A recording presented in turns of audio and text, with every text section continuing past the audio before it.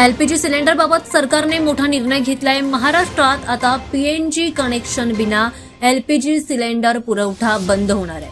मुंबई, नागपूर आणि संपूर्ण महाराष्ट्रातील नागरिकांसाठी ही मोठी आणि आवश्यक अशी घोषणा राज्य सरकारकडून करण्यात आली आहे। ज्या भागामध्ये पीएनजी गॅस सुविधा उपलब्ध आहे अशा घरांमध्ये 30 जून म्हणजेच 30 जून 2026 पर्यंत पीएनजी कनेक्शन न घेतल्यास एलपीजी सिलेंडरचा पुरवठा आता थांबवला जाणार आहे। सरकारने असं स्पष्ट केलेलं आहे। दरम्यान ज्या घरांमध्ये गॅस पाईपलाईन उपलब्ध असलेल्या परिसरात जे लोक राहतात त्यांना पीएनजी कनेक्शन घेणं आता आवश्यक आहे।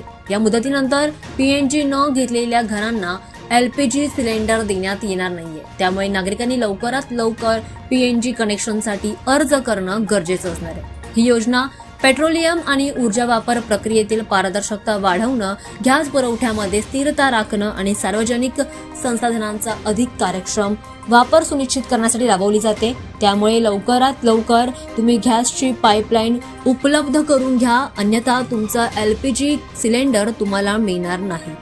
नागपूर, मुंबईसह महाराष्ट्रातील सर्व नागरिकांनी 30 जून 2026 पर्यंत पीएनजी कनेक्शन मिळवण्याची तयारी करण्याचं सरकारने आवाहन केलंय।